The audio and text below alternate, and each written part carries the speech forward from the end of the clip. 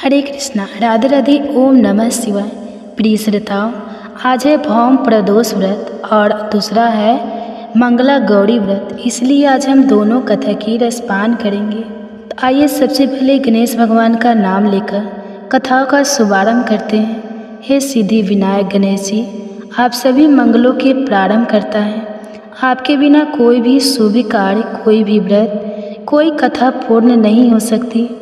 आप बुद्धि के दाता हैं, विघ्नों को हरने वाले हैं और हर भक्त की मनोकामना को पूर्ण करने वाले हैं। आज जब हम प्रदोष व्रत की पावन कथा यात्रा आरंभ करने जा रहे हैं, तो हम सबसे पहले आपके श्री चरणों में नमन करते हैं। हे गजानन, हमारे मन को एकाग्र करें, बुद्धि को निर्मल करें और इस दिव्य दिन के पुण्य लाभ से हम सभी को वंचित ना होने दें। अगर कथा के श्रवण, व्रत के पालन या पूजा के किसी भी चरण में हमसे कोई भूल हो, त्रुटि हो जाए, तो कृपया उसे अपने वात्सल्य से क्षमा करें और हमें सच्चे अर्थों में श्रद्धा, भक्ति और ज्ञान की ओर अग्रसर करें। ओम श्री गणेशाय नमः। हे भोलेनाथ, आपके चरणों में हमारे जीवन की हर उलझन सुलझ जाए। दया की एक दृष्टि से ही हम सबके सारे पाप मिट जाएं। हे पार्वती, आपकी कृपा से घर में सौभाग्य, प्रेम और शांति बनी रहे। आपका आशीर्वाद हर स्त्री को शक्ति और सम्मान दे। हे संकट मोचन हनुमान जी, आपकी भक्ति से हमारा भय, बाधा और भ्रम दूर हो जाए और हमारे जीवन में साहस, बल और विश्वास का दीप जल जाए। भौम प्रदोष व्रत की कथा के अनुसार एक समय की बात है, एक नगर में एक वृद्धा रहा करती थी। उनका एक ही पुत्र था और वृद्धा हनुमान जी की बड़ी सच्ची भक्त थी। हनुमान जी पर उनकी गहरी आस्था थी। हर मंगलवार को नियम पूर्वक व्रत रखकर वह वृद्धा हनुमान जी की आराधना किया करती थी। एक बार हनुमान जी ने अपनी उस वृद्ध महिला भक्त की श्रद्धा का परीक्षण करने का विचार किया। तब हनुमान जी एक साधु का वेश धारण करके वृद्धा के घर पर गए और पुकारने लगे, है कोई हनुमान भक्त जो हमारी इच्छा पूर्ण करे। आवाज़ उन वृद्धा के कानों में पड़ी। पुकार सुनकर वृद्धा जल्दी से दौड़ी दौड़ी बाहर आई और साधु महाराज को देखा तो उन्हें हाथ जोड़कर प्रणाम करके बोली, आज्ञा दीजिए महाराज। हनुमान वेशधारी साधु बोले, मैं भूखा हूँ, भोजन करूँगा, आप थोड़ी जमीन लीप दो। साधु की बात सुनकर वृद्धा दुविधा में पड़ गई, इसलिए हाथ जोड़कर बोली, महाराज, लीपने और मिट्टी खोदने के अलावा आप कोई दूसरी आज्ञा दीजिए, वह आज्ञा मैं अवश्य पूर्ण करूँगी। तब साधु ने 3 बार वृद्धा से प्रतिज्ञा करवाई और प्रतिज्ञा कराने के बाद कहा, जा तू अपने बेटे को बुला, मैं उसकी पीठ पर आग जलाकर भोजन पकाऊंगा। साधु की बात सुनते ही वृद्धा तो घबरा गई, परंतु वह प्रतिज्ञा कर चुकी थी, इसलिए वह नियमबद्ध थी। अब उसने अपने पुत्र को बुलाया और साधु महाराज को सौंप दिया। वेशधार साधु हनुमान जी ने वृद्धा के हाथों से ही उसके पुत्र को पेट के बल लिटवाया और उसकी पीठ पर आग जलवाई।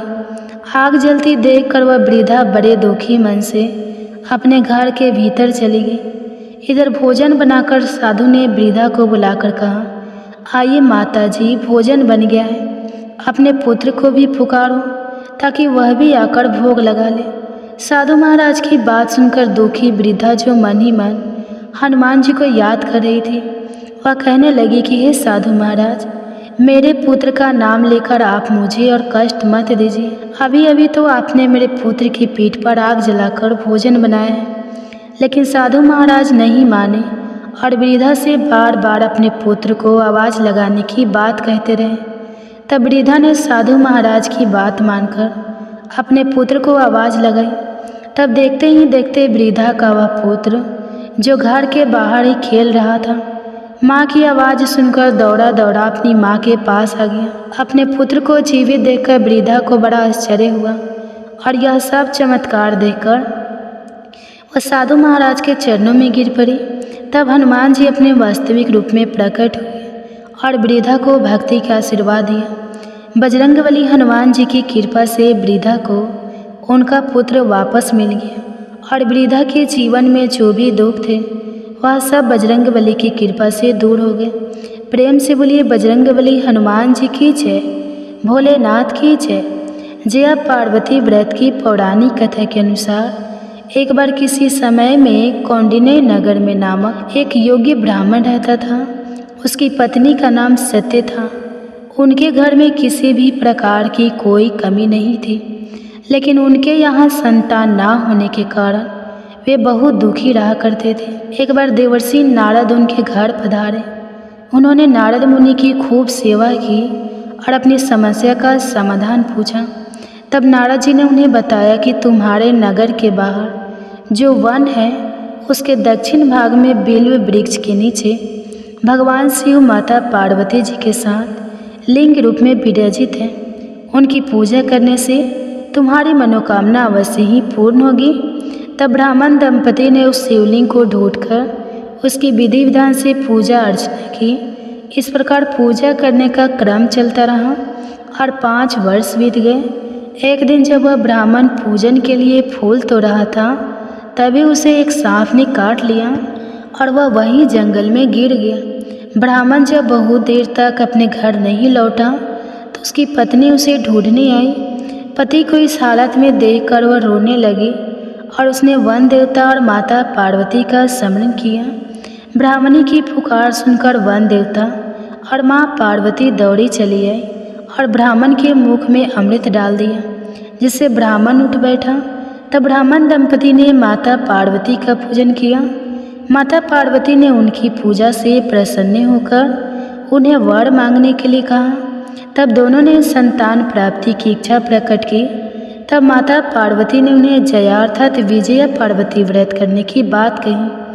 आषाढ़ शुक्ल त्रयोदशी के दिन उन ब्राह्मण दंपति ने विधि पूर्वक माता पार्वती का यह व्रत किया, जिससे उन्हें पुत्र की प्राप्ति हुई। इस दिन व्रत करने वाले को पुत्र रत्न की प्राप्ति होती है, निसंतानों को संतान सुख मिलता है और सौभाग्यवती स्त्रियों का सुहाग भी अखंड बना रहता है। कथा समाप्त। प्रेम से बोलिए माता पार्वती की जय, भोलेनाथ की जय। आइए अब हम सुनते हैं मंगला गौरी व्रत की कथा। मंगला गौरी व्रत कथा। इस कथा को सुने बिना व्रत हमारा अधूरा माना जाता है। आधी अधूरी पूजा और आधी अधूरी कथाएं सुनने से हमारा कोई भी व्रत पूर्ण नहीं होता। तो चलिए आज अपनी सुनते हैं मंगला गौरी की पौराणिक कथा और उसके बाद सुनिएगा मंगलवार व्रत की कथा। तो श्रद्धा भाव से सारे मिलकर प्रेम से बोलिए श्री गौरी की जय हो। एक समय की बात है, एक छोटे से गांव में एक साहूकार अपनी पत्नी के साथ निवास करता था। साहूकार धनवान था, उसके घर में किसी भी प्रकार की कोई कमी नहीं थी।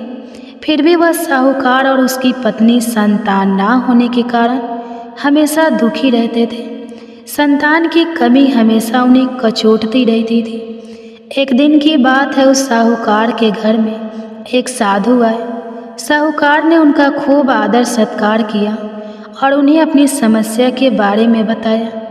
तो साधु ने साहूकार की पत्नी को सावन में मंगलवार को किए जाने वाले मंगला गौरी व्रत को करने की सलाह दी। साथ में पूजा विधि के बारे में भी संपूर्ण जानकारी प्रदान की। इसके बाद साहूकार की पत्नी ने सावन माह के पहले मंगलवार से ही मंगला गौरी के व्रत और पूजन करना शुरू कर दिए। अब वह हर मंगलवार को विधि पूर्वक व्रत और पूजा पाठ करने लगी। इस प्रकार कई महीनों तक उसने यह व्रत किया। एक दिन उसकी धर्म निष्ठा से प्रसन्न होकर माता पार्वती जी ने भगवान शिव से साहूकार और उसकी पत्नी को संतान प्राप्ति का वरदान देने के लिए कहा। तो साहूकार को उसी रात सपने में एक दिव्य शक्ति ने दर्शन देकर कहा कि हे श्रेष्ठी, मैं तुम्हारे पूजा भाव से प्रसन्न हूँ। यहाँ पर एक आम के पेड़ के नीचे भगवान गणेश की मूर्ति विराजमान है। तुम उसी पेड़ पर चढ़कर एक आम तोड़कर अपनी पत्नी को खिला देना, इससे तुम्हें संतान का सुख मिलेगा। तो साहूकार ने अगले दिन सुबह उठकर अपनी पत्नी को इस सपने के बारे में बताया और उस आम के पेड़ को ढूंढने के लिए निकल पड़ा। काफ़ी समय तक ढूंढने के बाद साहूकार को वह पेड़ मिल ही गया, जिस पेड़ के नीचे भगवान गणेश जी की मूर्ति विराजमान थी। तो उस साहूकार ने आम तोड़ने के लिए उस पेड़ पर चढ़ने की कोशिश की, लेकिन वह सफल नहीं हुआ। तो उसने वहाँ से पत्थर उठाकर उस पेड़ पर मारना शुरू कर दिए। तो पत्थर फेंकने से एक आम तो टूटकर नीचे गिर गया, लेकिन गलती से एक पत्थर भगवान गणेश जी की मूर्ति को जाकर लग गया। इससे भगवान गणेश क्रोधित हो गए और उन्होंने प्रकट होकर उस साहूकार को श्राप देते हुए कहा कि हे स्वार्थी मनुष्य, तूने अपने स्वार्थ के कारण मुझे चोट पहुंचाई है। तुझे माँ पार्वती की कृपा से संतान प्राप्ति तो हो जाएगी, लेकिन वह 21 साल तक ही जीवित रहेगा, उसके बाद मृत्यु को प्राप्त हो जाएगा। तो यह सुनकर साहूकार घबरा गया और अपने घर चला गया। घर जाकर वह आम का फल अपनी पत्नी को खिला दिया और किसी को भी इस घटना के बारे में नहीं बताया, ना ही अपनी पत्नी को बताया। कुछ समय पश्चात भगवान शिव और माता पार्वती जी के आशीर्वाद से साहूकार और उसकी पत्नी को पुत्र की प्राप्ति हुई। उनका पुत्र बहुत ही सुंदर था। दोनों देखकर बहुत ही खुश हुए। उन दोनों के जीवन में खुशी का कोई ठिकाना न रहा। लेकिन जैसे ही साहूकार को गणेश जी का दिया श्राप याद आया तो वह दुखी हो गया। देखते ही देखते वह बालक 20 वर्ष का हो गया और व्यापार में अपने पिताजी का हाथ बटाने लगा।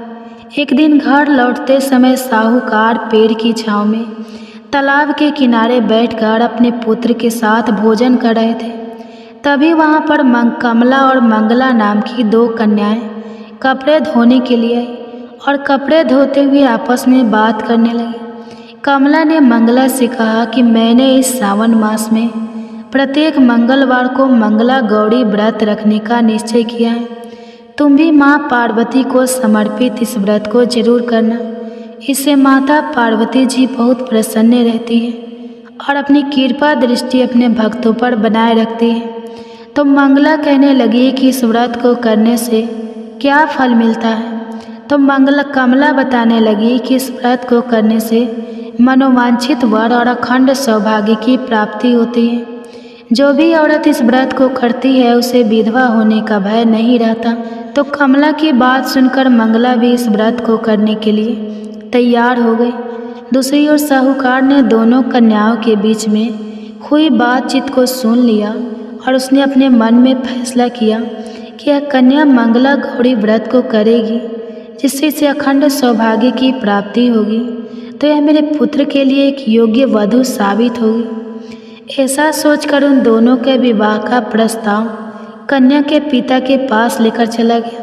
साहूकार की गांव में प्रतिष्ठा और खूब मान सम्मान होने के कारण लड़के के पिता इस रिश्ते के लिए राजी हो गए और उन दोनों का विवाह करवा दिया।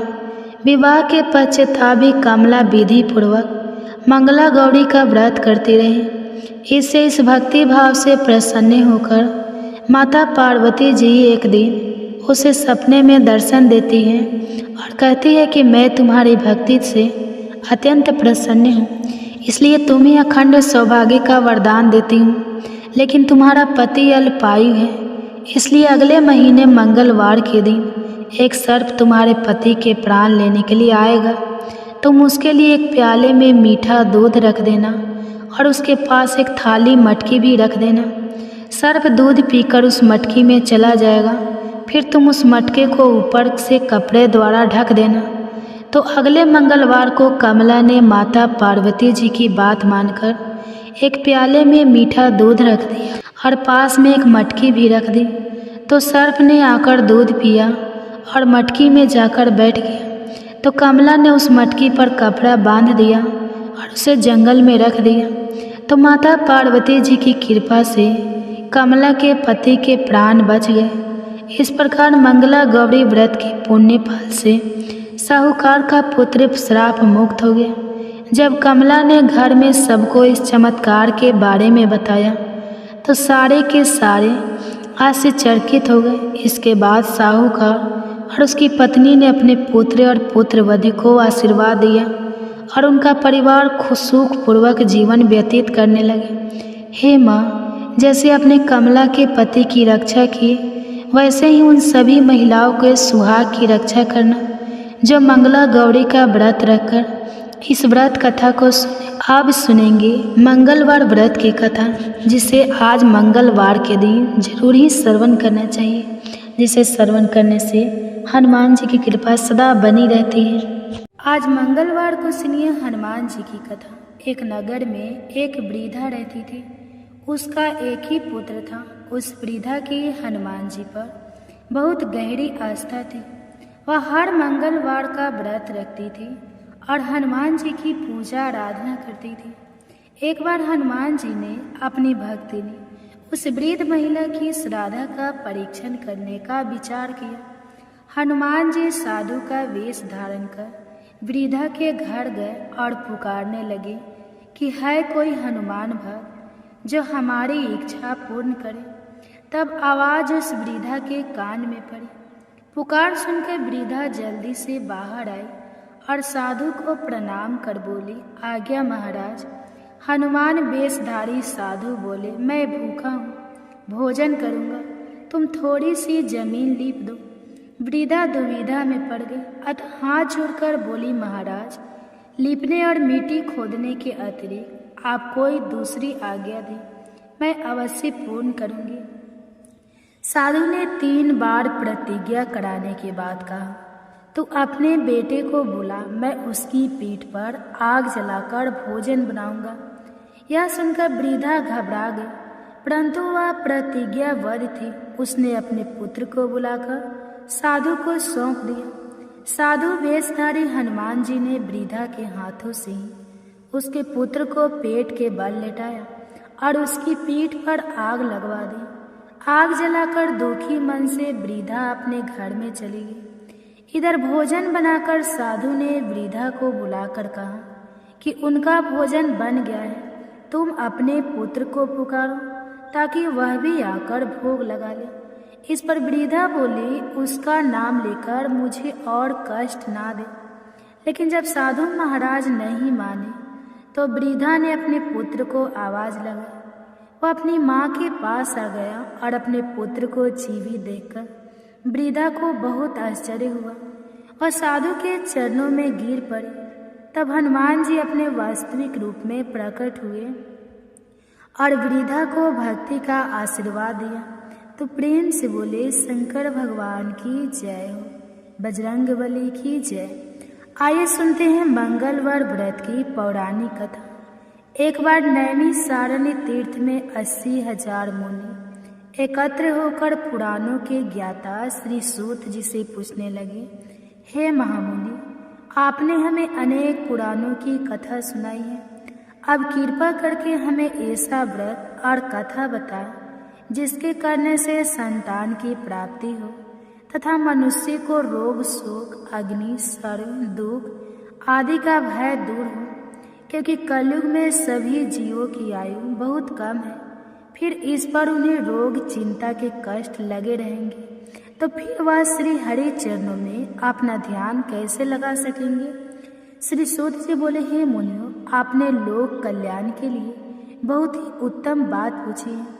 एक बार युधिष्ठिर ने भगवान श्री कृष्ण के लोक कल्याण के लिए यही प्रश्न किया था। भगवान श्री कृष्ण और युधिष्ठिर का सवाल तुम्हारे सामने कहता हूँ, ध्यान पूर्वक सुनो। एक समय पांडवों की सभा में श्री कृष्ण जी बैठे हुए थे। तब युधिष्ठिर ने भगवान श्री कृष्ण से प्रश्न किया, हे प्रभु नंद नंद गोविंद, आपने मेरे लिए अनेकों कथाएं सुनाई है, आज आप कृपा करके ऐसा व्रत या कथा सुनाएं जिसके करने से मनुष्य को रोग, चिंता का भय समाप्त हो और उसको पुत्र की प्राप्ति हो। हे प्रभु, बिना पुत्र जीवन व्यर्थ है। पुत्र के बिना मनुष्य नरकगामी होता है। पुत्र के बिना मनुष्य प्रीत ऋण से छुटकारा नहीं पा सकता और ना ही उसका पुण्य कर्म नामक कर्म से उद्धार हो सकता है। अतः पुत्र दायक व्रत बताए। श्री कृष्ण भगवान बोले, हे राजा, मैं एक प्राचीन इतिहास सुनाता हूँ, आप उसे ध्यान पूर्वक सुने। कुंडलपुर नामक एक नगर था, उसमें नंदा नामक एक ब्राह्मण रहता था। भगवान की कृपा से उसके पास सब कुछ था, फिर भी वह दुखी था। इसका कारण यह था कि ब्राह्मण की स्त्री सुनंदा की कोई संतान नहीं थी। सुनंदा पतिव्रता थी, भक्ति पूर्वक श्री हनुमान जी की आराधना करती थी। मंगलवार के दिन व्रत करके अंत में भोजन बनाकर हनुमान जी की आराधना करती थी। मंगलवार के दिन व्रत करके अंत में भोजन बनाकर हनुमान जी को भोग लगाने के बाद स्वयं भोजन करती थी। एक बार मंगलवार के दिन ब्राह्मणी गृह कार्य की अधिकता के कारण हनुमान जी को भोग नहीं लगा सकी, तो इस पर उसे बहुत ही दुख हुआ। उसने कुछ भी नहीं खाया और अपने मन में प्रण किया कि अब तो अगले मंगलवार को ही हनुमान जी को भोग लगाकर अन्न और जल ग्रहण करूंगी। ब्राह्मणी सुनंदा प्रतिदिन भोजन बनाती, श्रद्धापूर्वक पति को खिलाती, परंतु स्वयं भोजन नहीं करती और मन ही मन श्री हनुमान जी की आराधना करती थी। इसी प्रकार 6 दिन गुजर गए और ब्राह्मणी सुनंदा अपने निश्चय के अनुसार भूखी प्यासी निराहार रही।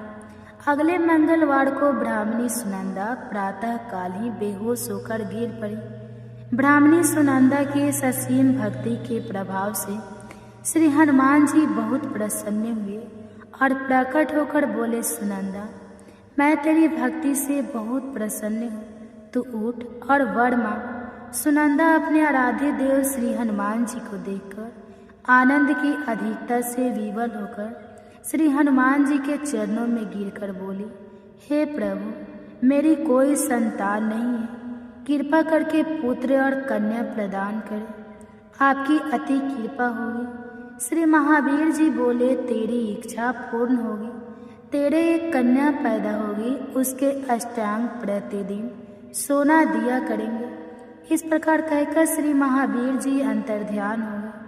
ब्राह्मणी सुनंदा बहुत हर्षित हुई और समाचार अपने पति से कहा। ब्राह्मण देव कन्या का वरदान सुनकर कुछ दुखी हुए, परंतु सोना मिलने की बात सुनी तो बहुत प्रसन्न हुए।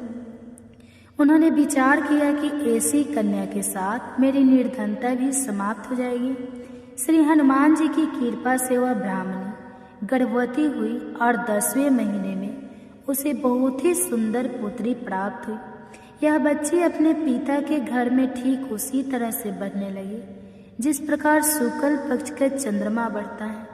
10वें दिन ब्राह्मण ने उस बालिका का नामकरण संस्कार कराया।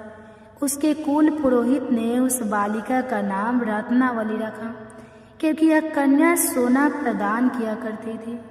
इस कन्या ने पूर्व जन्म में बड़े ही विधान से मंगल देव का व्रत किया था। रत्नावली का अष्टांग बहुत सा सोना देता था। उस सोने से नंदा ब्राह्मण बहुत ही धनवान हो गया। अब ब्राह्मणी सुनंदा भी बहुत अभिमान करने लगी थी। समय बीतता रहा। अब रत्नावली 10 वर्ष की हो चुकी थी। एक दिन जब नंदा ब्राह्मण प्रसन्नचित था, तब सुनंदा ने अपने पति से कहा, मेरी पुत्री रत्नावली विवाह के योग्य हो गई है, इसलिए आप कोई सुंदर और योग्य वर देकर विवाह कर दें। यह सुनकर ब्राह्मण बोला, अभी तो रत्नावली बहुत छोटी है। तब ब्राह्मणी बोली, शास्त्रों की आज्ञा है कि कन्या 8वें वर्ष में गौरी, 9वें वर्ष रोहिणी, 10वें वर्ष में कन्या, इसके पश्चात राजसौला हो जाती है। गौरी के दान से पाताल लोक की प्राप्ति होती है, रोहिणी के दान से बैकुंठ लोक की प्राप्ति होती है, कन्या के दान से इंद्र लोक में सुखों की प्राप्ति होती है। अगर हे पतिदेव राजसौला का दान किया जाता है तो घोर नरक की प्राप्ति होती है। इस पर ब्राह्मण बोला, अभी तो रत्नावली मात्र 10 ही वर्ष की है और मैंने तो 16-16 साल की कन्याओं के विवाह कराए हैं, अभी जल्दी ही क्या है। तब ब्राह्मणी नंदा बोली, आप तो लोभ अधिक हो गया है। लगता है अगर 11वें वर्ष में विवाह नहीं होता तो उसमें मासिक धर्म के रक्त का पीता और बड़े भाई को पान करना पड़ता है। शास्त्रों में कहा गया है कि माता पिता और बड़ा भाई राजसौला कन्या को देखते हैं तो वह अवश्य ही नरकगामी होते हैं। तब ब्राह्मण बोला, अच्छी बात है, कल मैं अवश्य ही योग्य वर की तलाश में अपना दूत भेजूंगा दूसरे दिन ब्राह्मण ने अपने दूत को बुलाया और आज्ञा दी कि जैसी सुंदर मेरी कन्या है वैसा ही सुंदर वर उसके लिए तलाश करो। दूत अपने स्वामी की आज्ञा पाकर निकल पड़ा। पंप नगरी में उसने एक सुंदर लड़के को देखा। यह बालक एक ब्राह्मण परिवार का बहुत गुणवान पुत्र था। इसका नाम सोमेश्वर था। दूत ने इस सुंदर और गुणवान ब्राह्मण पुत्र के बारे में अपने स्वामी को पूर्ण विवरण दिया। ब्राह्मण नंदा को भी सोमेश्वर अच्छा लगा और फिर एक शुभ मुहूर्त में विधि पूर्वक कन्यादान करके ब्राह्मण संतुष्ट हुए। परंतु ब्राह्मण के मन में तो लोभ समाया हुआ था। उसने कन्यादान तो कर दिया था पर वह बहुत ही खीन था। उसने विचार किया कि रत्नावली तो अब चली जाएगी और मुझे इससे जो सोना मिलता था वह अब मिलेगा नहीं। मेरे पास जो धन था कुछ तो इसके विवाह में खर्च हो गया और जो शेष बचा है वह भी कुछ दिनों के बाद समाप्त हो जाएगा।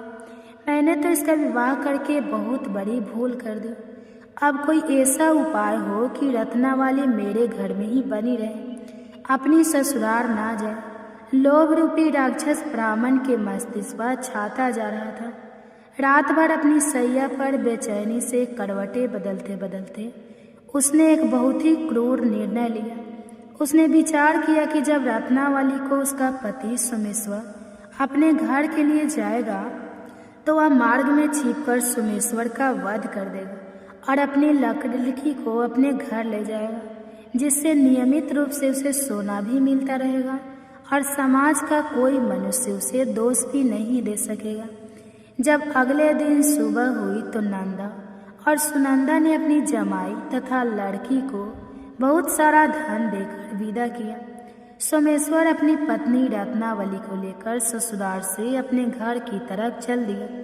ब्राह्मण नंदा महालोभ के वशीभूत होकर अपनी मति खो चुका था।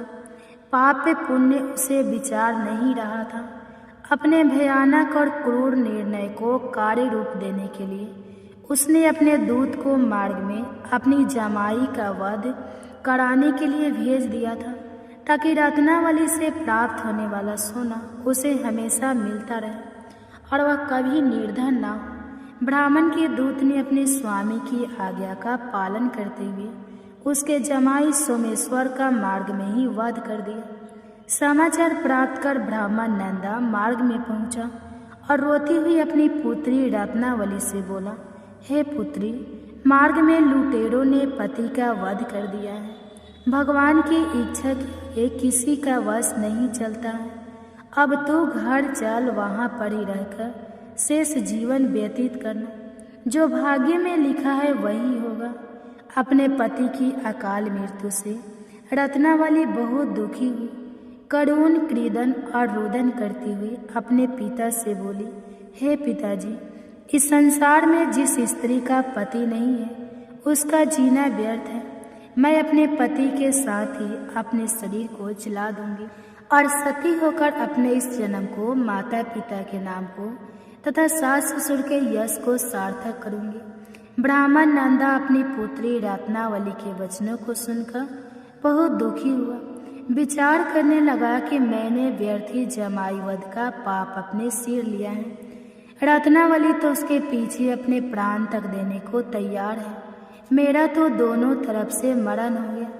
धन तो अब मिलेगा नहीं। जमाई वध के पाप के फल स्वरूप यम यातना भुगतनी पड़ेगी। यह सोचकर वह बहुत ही दुखी हुआ।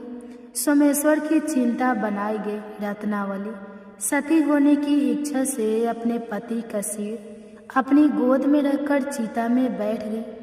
जैसे ही सोमेश्वर की चिता को अग्नि लगाई गई, वैसे ही प्रसन्न होकर मंगलदेव वहां प्रकट हुए और बोले, हे रत्नावली, मैं तेरी पति भक्ति से बहुत प्रसन्न हूँ, तू वर मांग।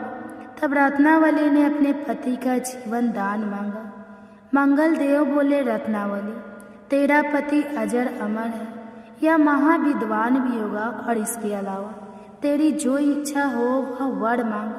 तब रत्नावली बोली, हे ग्रहों के स्वामी, यदि आप मुझ पर प्रसन्न हैं तो मुझे यह वरदान दीजिए कि जो भी मनुष्य मंगलवार के दिन प्रातःकाल लाल पुष्प लाल चंदन से पूजा करके आपका स्मरण करेगा, उसको रोग व्याधि नहीं होगी, स्वजनों से कभी वियोग नहीं होगा, सर्प अग्नि तथा शत्रुओं का भय नहीं रहेगा।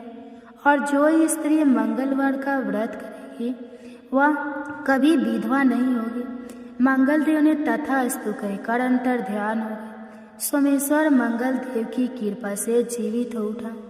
रत्नावली अपने पति को पुनः प्राप्त कर बहुत प्रसन्न हुई और मंगल देव का व्रत प्रत्येक मंगलवार को करके व्रतराज और मंगल देव की कृपा से इस लोक में सुख के ऐश्वर्य को भोगते हुए अंत में अपने पति के साथ स्वर्ग लोक को गए। प्रेम से बोलिए जय श्री हनुमान। आप सुनिए ऋण मोचक मंगल स्तोत्र पाठ का हिंदी अनुवाद।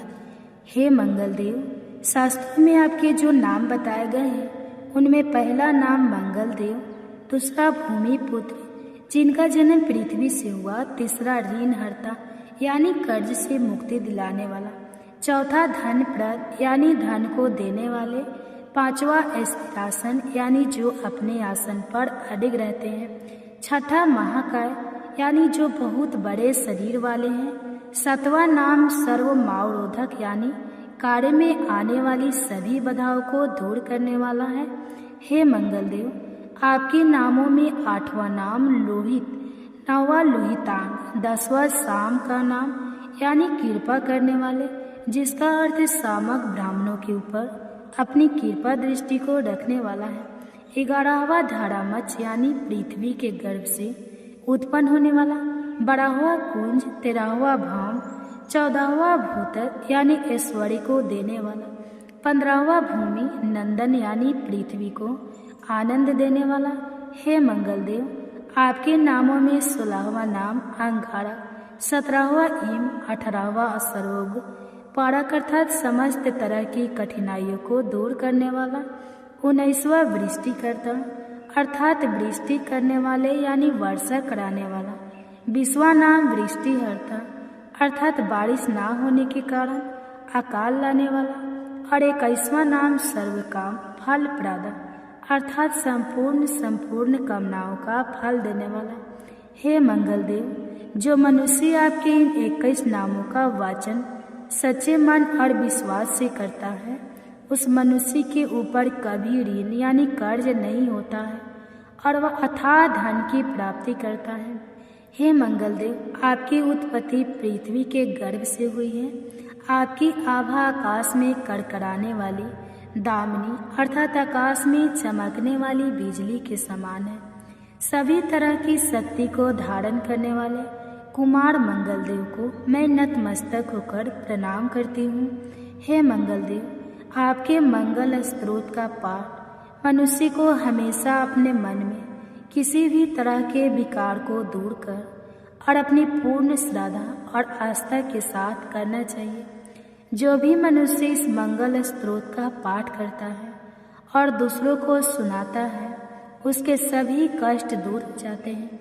हे अंगारक अर्थात अग्नि की ज्वाला से जलने वाले, महाभाग अर्थात पूजनीय ऐश्वर्यशाली, भक्तों के प्रति वात्सल्य यानी प्रेम रखने वाले, आपको हम नतमस्तक होकर प्रणाम करते हैं। आप हमारे ऊपर किसी दूसरे से लिया हुआ उधार को पूर्ण करवा कर्ज को हमेशा के लिए दूर कर दीजिए। हे मंगल देव, मेरे ऊपर किसी दूसरे का कोई बकाया हो तो उसे समाप्त कर दीजिए। किसी भी तरह की व्याधि हो तो उसे भी दूर कर दीजिए। हे मंगल देव, मेरी गरीबी को दूर कर अकाल मृत्यु के भय को दूर कीजिए। मुझे किसी भी तरह का डर क्लेश और मन में दुख हो तो उसे भी हमेशा के लिए दूर कर दीजिए। हे मंगल देव, आपको संतुष्ट करना बहुत ही कठिन है। आप तो मुश्किल से प्रसन्न होने वाले भगवान हैं, मंगल देव है। आप जब किसी पर भी अपनी कृपा की बारिश करते हैं तो उसे समस्त प्रकार के सुख समृद्धि प्रदान कर देते हैं। जब आप किसी पर नाराज होते हैं तो उसकी सार्वभौम सत्ता को भी तहस नहस कर डालते हैं। हे महाराज, आप जब भी किसी से नाराज होते हैं तो अपनी अनुकृपा दृष्टि से उसे हीन कर देते हैं। आप अप्रसन्न होने पर ब्रह्मा जी, इंद्रदेव और श्री विष्णु जी के भी साम्राज्य संपत्ति को नष्ट कर सकते हैं। फिर मेरे जैसे साधारण मनुष्य की तो बात ही क्या है। प्रभु, आप सबसे शक्तिशाली और सबसे बड़े राजा हैं। हे भगवान, मैं आपसे प्रार्थना करती हूँ कि आप मुझे संतान के रूप में पुत्र प्रदान करें। मैं आपके द्वारा पर आई हूँ, आप मेरी मनोकामना को पूर्ण करें। मेरे ऊपर किसी भी तरह से किसी दूसरे से उधार लिया हुआ धन ना रहे। मुझे कभी दूसरों के आगे हाथ फैलाना ना पड़े। मेरी गरीबी को दूर कीजिए और मेरे सभी तरह के कष्ट और क्लेशों का नाश कीजिए। जो मेरे शत्रु बन चुके हैं, उनके डर से मुझे आप मुक्त कराइए। जो भी मनुष्य इन 12 श्लोकों वाले ऋण मोचक मंगल स्त्रोत से मंगल देव की वंदना करता है, उस मनुष्य पर मंगल भगवान का प्रसन्न होकर उसे धन धान्य प्रदान करते हैं। वह मनुष्य कुबेर भगवान की तरह धन संपत्ति का स्वामी बन जाता है। वह मनुष्य हमेशा ईवा रहता है। श्री ऋण मोचक मंगल स्त्रोत के उच्चारण मात्र से मनुष्य को किसी भी तरह के कर्ज से मुक्ति मिल जाती है। अगर कोई मनुष्य अपने जीवन काल में अपनी आवश्यकताओं की, अपनी कामनाओं की पूर्ति के लिए किसी दूसरे मनुष्य से कर्ज लिया होता है और किसी कारणवश कर्ज चुका पाने में असमर्थ हो जाता है, तो उसे ऋण मोचक मंगल स्त्रोत का पाठ करना चाहिए। कर्ज में डूबे हुए मनुष्य इस ऋण मोचक मंगल स्त्रोत का जाप श्रद्धा और विश्वास के साथ से नियमित रूप से करता है तो उसे कर्ज से मुक्ति मिल जाती है। ऋण मोचक मंगल स्त्रोत पाठ समाप्त। सभी मिलकर प्रेम से बोलिए मंगल देव की जय। ओम हनुमते नमः। मंगलवार व्रत की पावन कथा और की स्तोत्र समाप्त होती है। जो भी भक्त मन से इस कथा को सुनते और उनकी स्तोत्र सुनते हैं, व्रत का पालन करते हैं, उन पर भगवान श्री राम और बजरंगबली हनुमान जी की विशेष कृपा होती है। उनके जीवन से सभी दुख, बाधाएं और डर दूर हो जाते हैं। तो प्रेम से बजरंगबली की जय।